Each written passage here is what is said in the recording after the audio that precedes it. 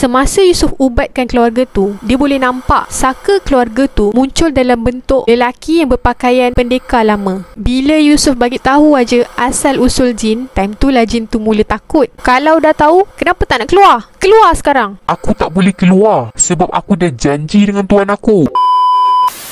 Hai semua, Assalamualaikum. Welcome back to our channel. Kepada yang baru je sampai channel ni, saya ucapkan selamat datang. Jangan lupa tekan dulu button subscribe dan turn on notification supaya anda tak terlepas mendengarkan kisah-kisah seram yang akan saya kongsikan dalam episod-episod yang akan datang. Kepada yang dah subscribe, saya ucapkan terima kasih. Jangan lupa untuk like, share dan komen video-video kami. Sebelum tu, saya perkenalkan diri saya Irene, pencerita kisah seram yang akan membawa anda ke alam seperti maya. Macam biasa, episod kali ni saya ada 2 kisah seram yang akan saya kongsikan kepada semua pendengar setia channel ni. So, tanpa membuang masa lagi, jom kita dengarkan.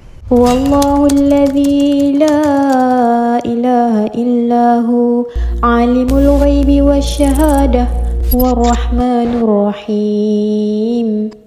Kisah yang pertama ini diberi tajuk Misteri Pusara di Lebuh Raya Utara Selatan. Kisah ini berlaku pada tahun 2014. Dikongsikan oleh seorang lelaki yang ingin dikenali sebagai Fadil. Pada suatu malam, lepas aja Fadil balik kerja, dia rasa boring sangat. Yelah, lepas balik kerja je balik rumah, tak ada buat apa-apa. So, nak dijadikan cerita, Fadil decide untuk balik ke kampung dia di Gurun, Kedah. Perjalanan dimulakan dengan menaiki motosikal Fadil. Selalunya, Fadil akan bertolak pukul 12 malam lepas saja dia rehat daripada balik kerja dan kemas-kemas barang. Tapi, malam tu, Fadil bercadang untuk gerak awal sikit. Lepas saja Fadil dah check motosikal dia dan barang pun dah siap pack, Fadil mulakan perjalanan daripada Kampung Baru memasuki Lebuh Raya di Kepong. Lebih kurang dalam 2 jam perjalanan, Fadil ni rasa penat juga. So, dia decide nak berhenti di RNR Tapah. Sambil-sambil tu nak isi minyak juga. Jam masa tu dah tunjukkan pukul 3 pagi. Malam tu, jalan raya sunyi sangat. Tak macam biasa pun. Kedua-dua hala ni menuju utara selatan dan selatan ke utara, dua-dua sunyi. Tak banyak kereta. Bulan cerah. Suasana pun sejuk je. Lepas saja isi minyak dan berehat,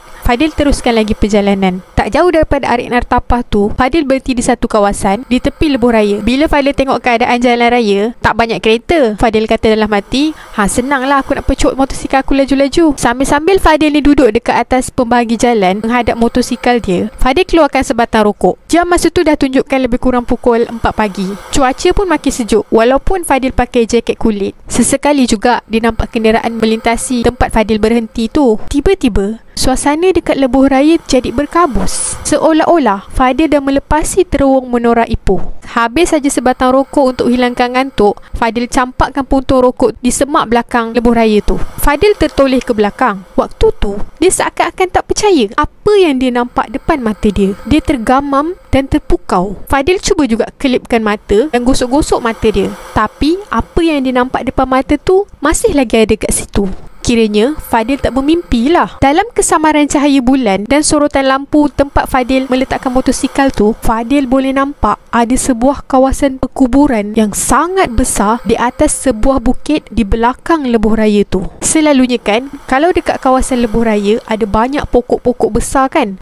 Tapi malam tu Fadil tak nampak satu batang pokok pun yang ada dekat kawasan bukit di tepi Lebuh Raya tu. Tapi yang dia nampak kawasan tanah perkuburan yang banyak sangat kubur. Di kawasan bukit tu dipenuhi dengan batu-batu nisan jenis lama yang berceracak di atas tanah dan ada yang dah sengit pun. Masa tu Fadil tak rasa seram atau takut pun. Dia just rasa macam pelik sebab bukan sekali dua dia lalu jalan tu, tapi tak pernah pula dia nampak ada kawasan perkuburan dekat tepi highway. Adalah dalam 10 minit juga Fadil leka memerhatikan kawasan tanah perkuburan tepi highway tu. Dalam kepala Fadil ni, aku ni sedang bermimpi ke ataupun berkhayal sebenarnya? Tak pernah pula aku nampak kubur dekat tepi highway. Bukannya sekali dua aku lalu jalan ni nak balik kampung. Lepas 10 minit baru Fadil perasan yang tak ada satu kenderaan pun yang lalu melintas dekat kawasan tu. Tanpa membuang masa lagi, Fadil cepat-cepat hidupkan enjin motosikal dan teruskan lagi perjalanan. Alhamdulillah, Fadil selamat sampai ke rumah dia. Esoknya, Fadil tanya dengan ayah dia tentang kejadian yang dia nampak semalam. Tapi ayah Fadil pun terkejut. Ayah Fadil cakap memang tak ada pun tanah perkuburan di tepi kawasan highway sebenarnya. So, tanah perkuburan apa yang Fadil nampak malam tu? Menurut kata Fadil, sehingga ke hari ini, bila dia lalu aja dekat kawasan tu, tak nampak pun kawasan tanah perkuburan. Maksudnya, hanya sekali je Allah rezekikan dia untuk nampak kawasan tanah perkuburan di alam gaib pada malam tu.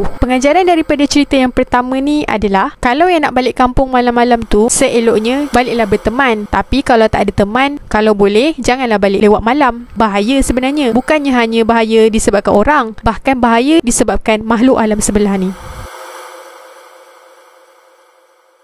Kisah yang kedua ini diberi tajuk Jin Taat Kerana Semangkuk Darah. Kisah ni berlaku pada tahun 2016, diceritakan oleh seorang lelaki yang dikenali sebagai Yusuf. Yusuf ni merupakan seorang pengamal perubatan. Kiranya dia bolehlah ubat-ubatkan orang. Dan di samping tu, Yusuf ni hijab matanya pun terbuka. Jadi dia boleh nampak makhluk-makhluk di alam gaib. Pada suatu hari, Yusuf pergi ke sebuah rumah yang perlukan rawatan perubatan daripada dia. Dari jauh lagi, di luar rumah, Yusuf boleh nampak ada banyak sangat jin-jin yang berkeliaran dekat depan rumah tu. Adalah lebih kurang dalam 20 ekor jin yang sedang mundar-mandir dekat depan rumah tu. Seolah-olah macam marah dengan Yusuf sebab nak ubatkan orang dalam rumah tu. Menurut kata Yusuf, semakin dia amati, makin terselah rupa jin-jin yang ada di hadapan rumah. Mereka ni wujud dalam pelbagai bentuk, tapi kebanyakannya berbentuk macam lembaga. Ada yang betul-betul tinggi, macam pokok kelapa. Ada juga yang pendek dan gemuk. Ada yang berbadan sederhana dan ada juga yang berbadan sasa dan tegap. Yusuf kata, jin-jin ni muncul dalam bentuk asal seperti bentuk manusia, tapi semuanya berwarna hitam legam. Rupa diorang ni pula tak nampak sebab hitam. Senang cakap, rupa asal jin ni adalah bentuk manusia, tapi dalam keadaan bayang-bayang je. Tak ada rupa pun. Kalau yang jin lelaki tu, bentuk dia macam lelaki lah. Kalau yang perempuan, bentuk macam perempuan, tapi tak ada rupa. Menurut kata Yusuf, yang jadikan ada sesetengah jin ni boleh muncul dalam pelbagai bentuk, contohnya macam Pontianak ke, pocong ke, dan pelbagai lagi hantu-hantu lain, adalah disebabkan oleh pemikiran kita sendiri ataupun tugas jin tersebut. Sebagai contoh, kalau kita lalu dekat satu kawasan yang memang terkenal ada kemunculan hantu pocong, dan kita pun masa lalu tu memikirkan pasal hantu pocong, jadi jin yang muncul di kawasan tu memang straight akan muncul dalam bentuk pocong. Dia tahu dalam otak kita ni tengah fikir dan takutkan hantu yang berbentuk pocong. Sebab itulah dia orang nak takutkan kita dengan menjelma sebagai pocong yang sedang ada dalam otak kita. Sebab apa Yusuf cakap macam tu? Sebenarnya dia ada pengalaman. Jin ni boleh baca tahu apa yang terlintas dekat otak dan apa yang ada dalam hati manusia. Kejadian ni berlaku waktu Yusuf ubatkan adik kepada kawan Yusuf. Waktu jin tu masuk dekat badan adik kawan Yusuf tu lah, jin tu berdialog dengan Yusuf. Celaka kau, jangan kacau kerja aku. Marah jin tu kepada Yusuf. Bila Yusuf dengar je jin tu maki-maki dia macam tu, Yusuf tak layan. Dia teruskan lagi bacaan ayat Al-Quran sebab dia nak keluarkan juga jin tu daripada badan adik kepada kawan dia tu. Disebabkan jin tu tak tahan dengan bacaan-bacaan ayat Al-Quran yang Yusuf sedang bacakan, jin tu pun bersuara lagi. Sebenarnya budak ni dah mati. Roh dia aku dah keluarkan daripada badan dia.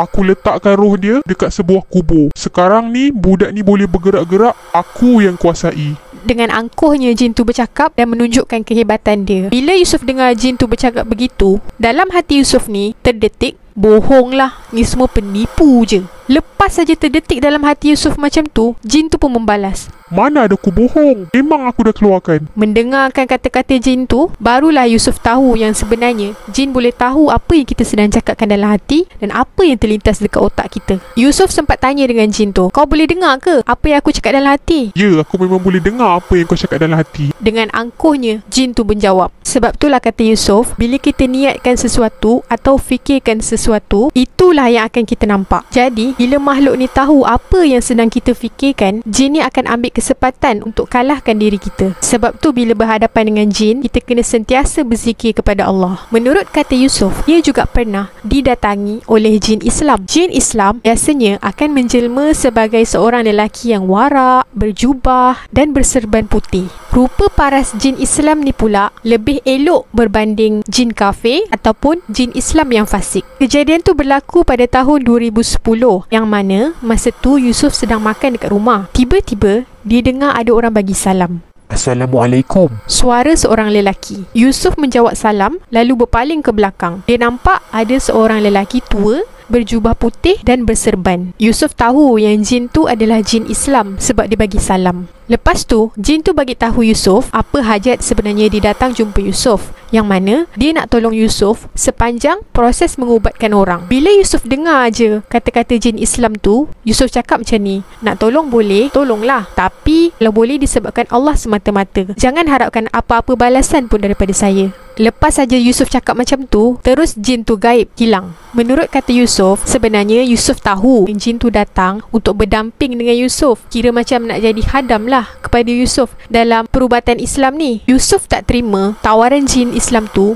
sebab kalau dia terima nanti, jin tu lama-lama akan jadi saka kepada dia. Ni semua di masa akan datang akan menyusahkan Yusuf dan keluarga dia sendiri. Yusuf cakap ni berdasarkan pengalaman dia. Ada satu hari, dia mengubat satu keluarga ni. Keluarga ni mempunyai saka. Semasa Yusuf ubatkan keluarga tu, dia boleh nampak saka keluarga tu, iaitu jin, muncul dalam bentuk lelaki yang berpakaian pendekar lama. Siap dengan tanjak dan keris pun terselit. Muka dia pun bengis, ibarat macam seorang pahlawan. Mula-mula, Yusuf paksa juga jin tu untuk keluar daripada badan pesakit. Tapi, jin tu berkeras, dia tak nak juga keluar. Bila Yusuf bagi tahu aja asal usul jin, time tu lah jin tu mula takut dan dia pun lembut nak keluar. Jin tu berkata, disebabkan kau tahu asal usul aku tak boleh buat apa-apa pada kau. kalau dah tahu, kenapa tak nak keluar? Keluar sekarang, pekik Yusuf kepada jin tu. Jin tu menjawab, Aku tak boleh keluar sebab aku dah janji dengan tuan aku.